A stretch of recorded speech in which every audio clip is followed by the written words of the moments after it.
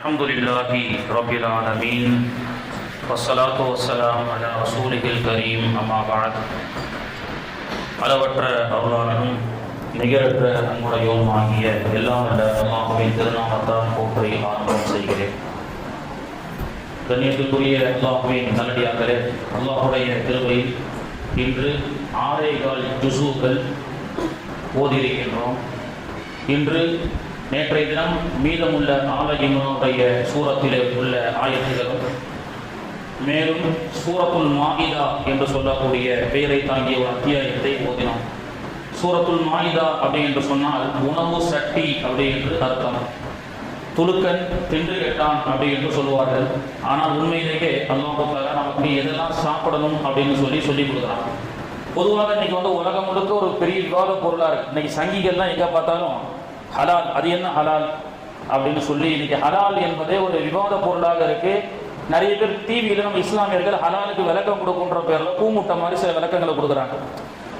ஹலால்னா என்னன்னு ஒருத்தன் கேட்கறான். காவி சிந்தனையுடைய இஸ்லாத்தினுடைய தவறான பரப்புரையை கேட்டு அந்த சிந்தனையில் இருக்கக்கூடிய சிலர்கள் அது என்ன ஹலால், ஹலால் முதல்ல பேன் பண்ணணும், ஹலால் இருக்கக்கூடாது.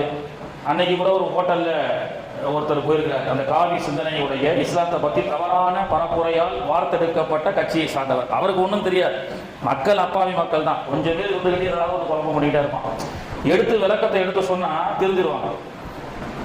அப்போ அந்த ஹோட்டல்ல போய் உட்கார்ந்துட்டு அவரு இது ஹலால் தானான்னு கேட்கிறாரு. அது வீடியோ எடுக்கிறாங்க. சர்வர் சொல்றாரு ஹலால் தான். நான் முஸ்லீம் இல்லை. ஏன் முஸ்லீம்களுக்கு மட்டும்தான் ஹோட்டல் நடத்துறீங்களா? முஸ்லீம்கள் எத்தனை பேர் இந்த ஹோட்டல் வந்து சாப்பிடுவாங்க? 90% இந்து மக்களுடைய இந்த நாடு இந்துஸ்தான் இது. அதில் நாங்கள்லாம் சாப்பிட வேண்டாமா? எனக்கு ஹலால் வேண்டாம் அப்படின்னு சொல்றாரு.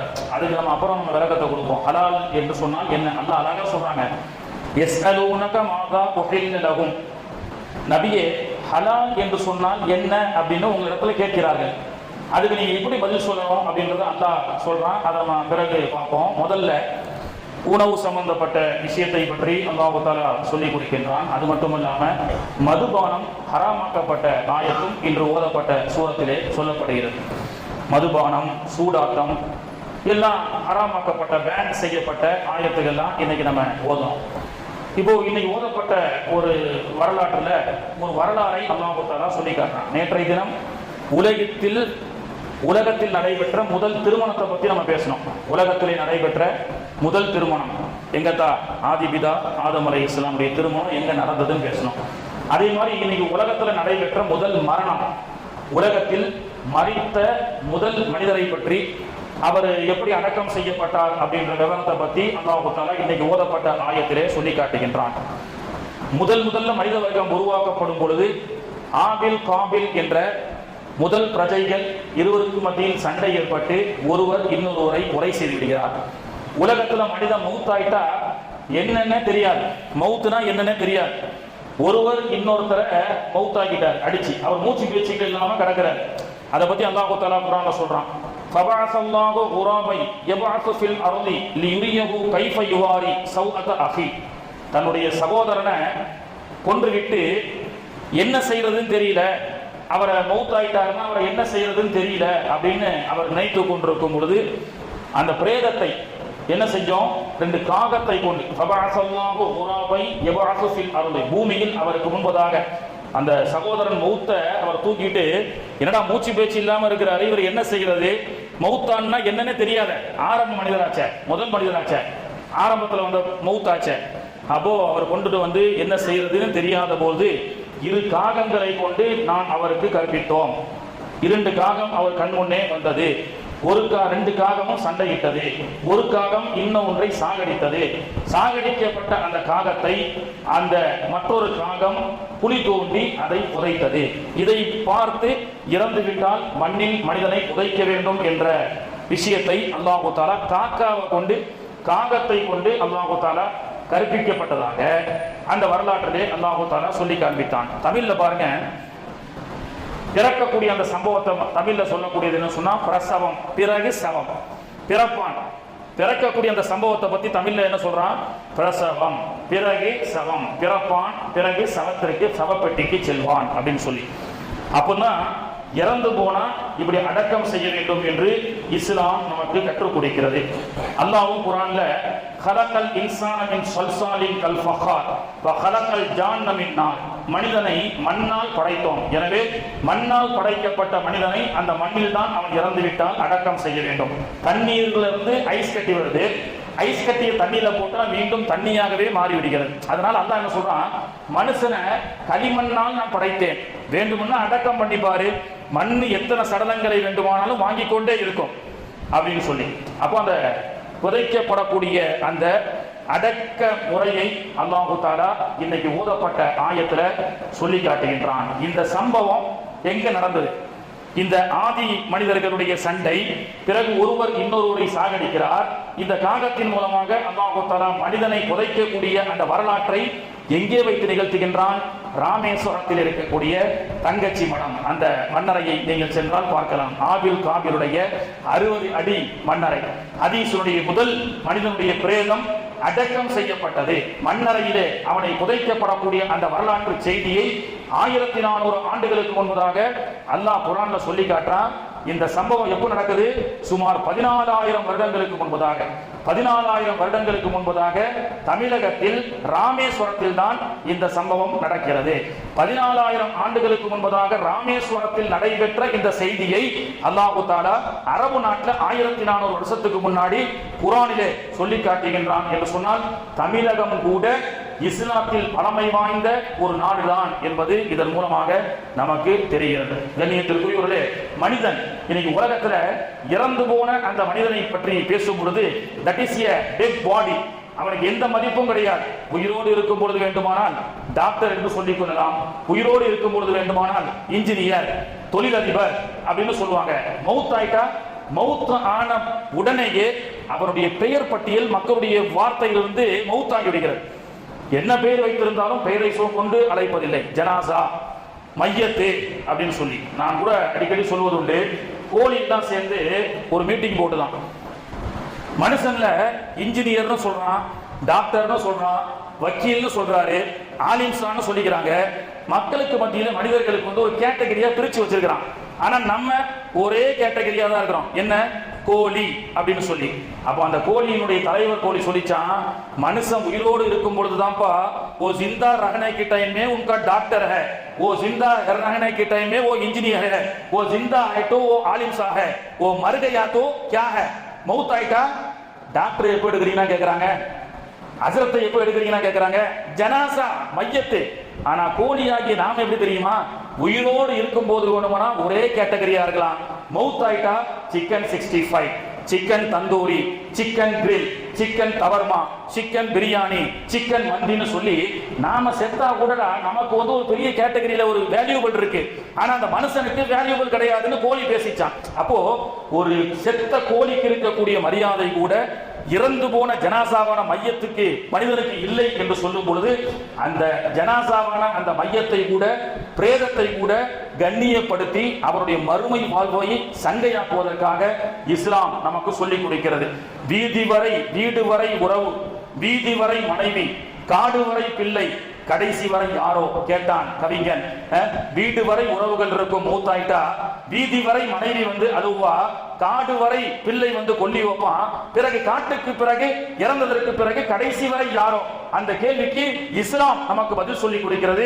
கடைசி வரை யாரோ என்று சொன்னால், கடைசி வரை தான் நமக்கு கூட வரப்போறது குர்ஆன், கடைசி வரை தான் நமக்கு கூட வரப்போறது நோன்பு, கடைசி வரை தான் நமக்கு கூட வரப்போறது மார்க்கத்திற்காக செலவழித்த நல்ல அறங்கள், மார்க்கத்திற்காக செலவழித்த நல்ல நன்மைகள் என்று இஸ்லாம் நமக்கு சொல்லி காட்டுகின்றது. சோழர்களே, அப்படிப்பட்ட அந்த கோழி, ஆடு, இதையெல்லாம் நாம எப்படி சாப்பிடணும்? ஷவர்மாவும் சாப்பிடலாம், எல்லாம் சாப்பிடலாம். ஆனா என்ன, எப்படி சாப்பிடணும்? ஹலால் பண்ணி சாப்பிடணும். ஹலால்னா என்ன? இன்னைக்கு ஹலாலை பற்றிய ஒரு பெரிய சர்ச்சைகள் நிகழ்ந்து கொண்டிருக்கின்றது.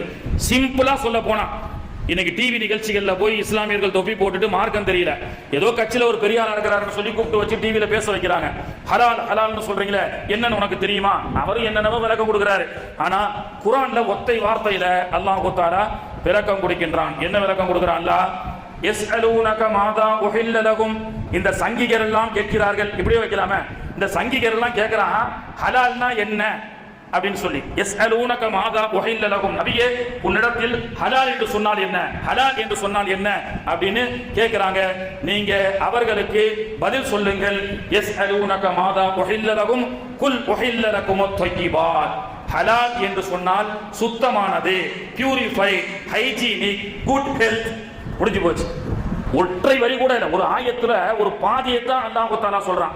யஸ்அலூனக மாதா உஹில்ல லகும், ஹலால் என்று சொன்னால் உங்களிடத்தில் என்னவென்று சில பேர் கேட்கிறார்கள், அவர்களுக்கு நீங்கள் சொல்லுங்கள். மாதா உஹில்ல லகும் குல் உஹில்ல லகுமுத் தய்யிபாத். தய்யிபாத்துக்கு ஹைஜீனிக் சொல்லலாம், குட் ஹெல்த் சொல்லலாம். ஏன்னா ஹலால்னு சொன்னா ஷார்ட்டா சொன்னா அறுத்து சாப்பிடுறது, வெட்டி சாப்பிடுறதுன்னு ஒண்ணு இருக்கு. ஆட்டை நிப்பாட்டி அருவாளை வச்சு ஒரே வெட்டு வெட்டுவான். அப்ப வெட்டி சாப்பிடுவது என்பது ஹராம். ஹலால் என்பது படுக்க வைத்து அறுத்து சாப்பிடுவது. அறுத்து சாப்பிடுவது என்று சொன்னால் அந்த படுக்க வைத்து இஸ்லாம் சொல்லக்கூடிய முறைப்படி அறுத்தால் அந்த இரத்தங்கள் எல்லாம் இறைச்சியிலிருந்து வெளியேறி விடுகிறது. இரத்தத்தை சாப்பிடுவதும் இரத்தத்தை குடிப்பதும் ஹராம். சில கறிக்கடைக்காரர்கள் எல்லாம் ரத்தத்தை பிடிச்சி விற்கிறாங்க. ஏன் தா அப்படின்னு சொன்னா, இல்ல நம்ம வாங்குறது இல்ல, வெளியாளுங்க மாற்று சகோதரர்கள் வாங்குறாங்க. நம்ம நல்லா இருந்தா போதும், அடுத்தவன் நாசமா போனா பரவாயில்லையா? ரத்தத்தை ஹராம்னு நம்ம படிச்சு சொல்றோம். உலமாக்கள் நோட்டீஸ் கொடுத்து என்ன சொல்றாங்க, கொடுக்குறாங்க. ரத்தம் இன்னைக்கு என்ன சொல்றான், கோமியம் அப்படின்னு சொல்றான். இன்னைக்கு பாரத நாட்டுக்குள்ள கோமியத்தை குடி நல்லது. நான் என்ன சொல்றேன், இங்கனக்குள்ளேயே பாரத தேசத்துக்குள்ளேயே நம்மாலே கோமியத்தை குடி, கோமியத்துல நிறைய மருந்து இருக்குன்னு சொல்றாங்க. கொஞ்சம் துபாய் ஷேக்கு கத்தாருக்கெல்லாம் போறாருல விசிட்டிங்கு, அங்க போய் சொல்லுங்களேன் உங்களுடைய சட்டத்தை, கோமியத்துல நிறைய மருந்து இருக்கு, கொஞ்சம் கோமிய துபாய்க்கு கொஞ்சம் சேல்ஸ் பண்றான் அனுப்புறோம்னு சொல்லி செருப்பால் அடிப்பான். அப்போ இது போன்ற கோமியம், ஒட்டக சிறுநீர்கள் எல்லாம் நிவாரணங்கள் இருக்கு. ஆனால் அதை எதற்காக பயன்படுத்த வேண்டும்? அல்லாஹ் அந்த ஆயத்துல சொல்றான், மருந்துக்காக பயன்படுத்தலாம். மருந்து, ஒரு நோய்க்கு உண்டான மருந்து அந்த கோமியத்துல இருக்கு. ஒரு கேன்சருக்கு உண்டான, ஸ்கின் கேன்சருக்கு உண்டான மருந்து ஒட்டகத்தினுடைய சிறுநீர்ல இருக்கு. ரசூலுல்லாஹ்வுடைய ஹதீஸின் அடிப்படையில் பார்க்க போனா, இப்ப மருந்துக்காக இது போன்ற ஹராமை கூட அல்லாஹ் ஹலால் ஆக்கி வச்சிருக்கிறாங்க. தவிர ஒருத்தர் கேட்டாரு, ஹஜ்ரத் புறாவுடைய ரத்தத்தை பிடிச்சி தலையில தேய்ச்சா முடி நல்ல வளருமாம, அந்த ரத்தத்தை பயன்படுத்தலாமான்னு கேட்டாரு. முடி என்பது உயிருக்கு ஆபத்தான ஒன்று இல்லை, அது என்னது, அது வேஸ்ட் தான். எனவே அந்த ரத்தத்தை அப்படி பயன்படுத்தக்கூடாது. முன்னாடிதான் அமேசான் காட்டிலே தயார் செய்யப்பட்ட ஒரு எண்ணெயை விற்கிறான், தலையில தேய்ச்சா முடி நல்ல வளரும்னு சொல்லி. அங்க இருக்கிறவனே பாதி பேர் வழுக்கு தலையா இருக்கிறான். இப்போ விளம்பரத்துக்காக சில விஷயங்களை செய்யறாங்க. அழகு ஆடம்பரத்துக்காக ஹராம பயன்படுத்தக்கூடாது. அத்தியாவசிய நோய்க்காக பயன்படுத்தினால் தப்பு இல்லை. அப்ப அல்லாஹ் தஆலா குர்ஆன்ல இன்னைக்கு ஓதப்பட்ட ஆயத்துல சொல்றான், ஹுர்ரிமத் அலைக்கும், உங்கள் மீது ஹராமாக்கப்பட்டது. வத்தமு ஹுர்ரிமத் அலைக்குமுல் மைத்தது, செத்த பிராணி சாப்பிடுறது ஹலால் இல்ல, அது ஹராம். வத்தமு ரத்தம் உங்களுக்கு ஹராம். பன்றியின் இறைச்சி, வலஹமுல் ஹின்ஸீர், பன்றியினுடைய இறைச்சி உங்களுக்கு ஹராம். அல்லாஹ் அல்லாத பெயரை கொண்டு அறுக்கப்படாத பிராணி, அதாவது வெட்டப்பட்ட பிராணியை நீங்க சாப்பிடக்கூடாது. கழுத்து நெரிக்கப்பட்டது, ஆக்சிடென்ட்ல செத்தது, பிற உயிரினங்களால் கொலை செய்யப்பட்டு கவ்வி அதன் மூலமாக செத்தது. அப்போ இன்னைக்கு இந்த சங்கிகள் இடத்துல நம்ம சொல்லுவோம், ஹலால்னா என்ன தெரியுமாடா, செத்த ஆடு அப்படின்னு அர்த்தம். ஹலால் என்று சொன்னா, ஹலால் இல்லாத உனக்கு உணவு வேண்டும்னு நீ விரும்பினா செத்த ஆடை கொண்டு வான்னு சொல்ற, நாய்கறியை கொண்டு வான்னு சொல்ற, பன்றிக்கறியை கொண்டு வான்னு சொல்ற. ஹலால்னு சொன்னா பிஸ்மில்லாஹி அல்லாஹு அக்பர் படுக்க வச்சு அறுக்கிறது மட்டுமல்ல ஹலால். நல்ல ஆடா இருக்கணும், அது முறையான முறையில் அறுக்கப்பட்டிருக்கணும், செத்த ஆடா இருக்கக்கூடாது, அது இது போல ஆக்சிடென்டான ஆடாக இருக்கக்கூடாது. அட முட்டாளே, இந்த மாதிரி பியூரிஃபைடான ஹைஜீனிக்கான உணவை இஸ்லாம் அல்லாதவனும் சாப்பிடுன்னு அல்லாஹ் தஆலா படைத்த ரப்புல் ஆலமீன் சொல்லி கொடுக்கிறான். இன்னைக்கு ஹலால் என்றதை இன்னைக்கு ஒரு அலர்ஜியாக இன்னைக்கு ஆக்கப்பட்டு என்ன செய்யறான், இன்னைக்கு ஹலால், அது என்ன ஹலால் அப்படின்னு. ஹலால்னு சொன்னா தட் இஸ் எ ஹைஜீனிக், த ஹலால் இஸ் எ ஹைஜீனிக், த ஹலால் இஸ் எ பியூரிஃபைட், த ஹலால் இஸ் எ ஹெல்த் அப்படின்னு சொன்னா வேலை முடிஞ்சு போச்சு. தய்யிபாத் அப்படின்றதுக்கு எத்தனை அர்த்தங்கள் இங்கிலீஷ்ல கொடுத்தாலும் பொருந்தாது. தய்யிபா வகுலு மிம்மா ரஸககுமுல்லாஹு, அல்லாஹ் உங்களுக்கு அளித்த ரிஸ்கை ஹலாலன் தய்யிபா, ஹலாலான முறையில, செத்த ஆடு இல்லாம, நாய்கறி போன்ற பன்றிக்கறி போன்ற பெயர்ல ஆட்டுக்கறியை வைக்கக்கூடிய இதை போன்ற ஹராம சாப்பிடாத, ஹலால நல்ல ஆரோக்கியமா சாப்பிட்டு நல்ல வாடுன்னு குர்ஆன் சொல்லி காட்டுகிறது. இது இஸ்லாமியர்களுக்கு மட்டுமல்ல, எல்லா சகோதரர்களும் விளங்கி வைத்திருக்கின்ற காரணத்தினால் தான் பாய் கடையை தேடி வந்து இறைச்சிகளை வாங்குகிறார்கள். அப்படி அப்படி நம்மளை நம்பி வரக்கூடிய மக்களுக்கு நாம் துரோகம் செய்யக்கூடாது. குறிப்பாக ரமலானுடைய நேரத்தில் இறைச்சி கடைக்காரர்கள் அல்லாஹ்வுக்கு ரொம்ப பயப்படணும். பிஸ்மில்லாஹி அல்லாஹு அக்பர் என்று சொல்லி அறுக்கப்பட்டு உங்க இடத்துல எத்தனையோ முத்தகைகள் வாங்கிவிட்டு செல்கிறார்கள். அந்த உணவை சகருக்கு சாப்பிடுறாங்க, இஃப்தாருக்கு சாப்பிடுறாங்க. அப்போ ஒரு மார்க்கத்துடைய அமலும் துஆக்களும் ஏற்றுக்கொள்ளப்படுவதற்கு உண்டான ஒரு முக்கிய காரணமாக இருக்கப்படக்கூடியவர்கள் இறைச்சி கடைக்காரர்கள். அதனால தான் அல்லாஹ்வை பயப்படணும் அப்படின்னு சொல்றாங்க. அவங்க அந்த இடத்துல கோளாறு பண்ணிட்டாங்கன்னா துஆவே ஏற்றுக்கொள்ளப்படாது. எனவே தான் மார்க்கத்தின் அடிப்படையில் நம்ம என்ன செய்யுங்க, ஜுபா செய்து பிஸ்மில்லாஹி அல்லாஹு அக்பர் அப்படின்னு சொல்லி நாம சாப்பிடணும். நேற்று கூட தம்பி சொன்னார், வருஷம் இதை பத்தி சொன்ன ஒரு விஷயத்த சொல்ல. ஆந்திராவுக்கு பக்கத்துல அந்த காலத்துல விழிப்புணர்வே இல்லாத அந்த கிராமத்துல ஒரு கத்தியை வச்சு எல்லாரும் அறுக்கிறாங்க. ஒரு கத்தி மார்க்கெட்ல இருக்குங்க. அந்த கத்தியை வச்சு குப்பனும் அரிக்கிறார், சுப்பனும் அரிக்கிறார், கிறிஸ்டோபரும் அரிக்கிறார்.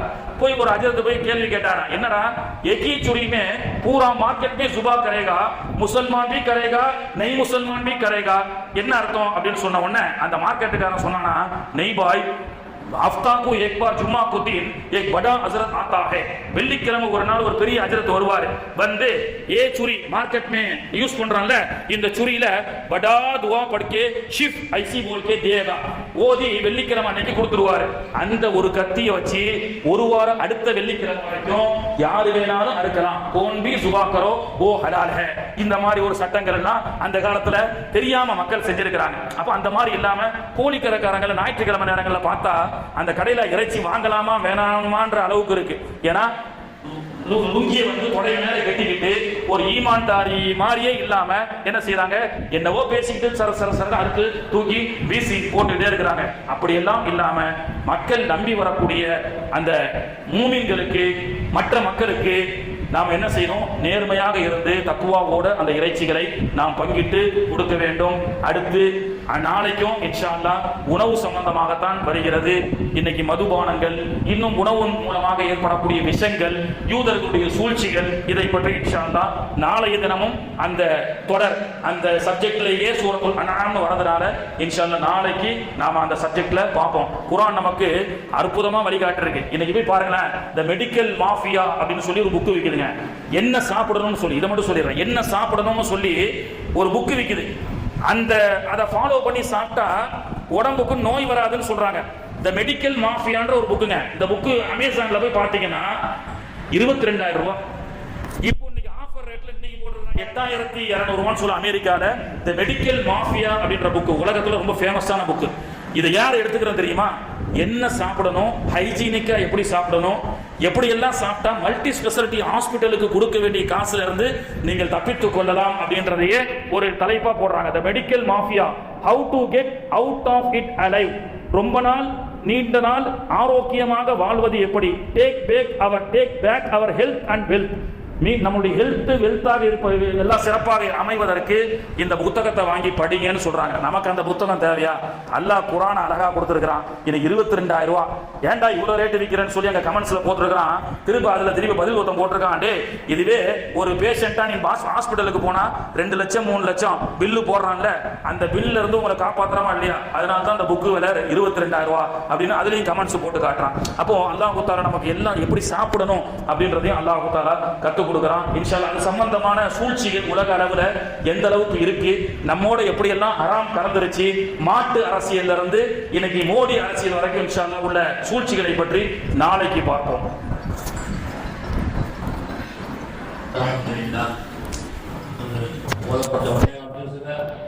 பலவிதமான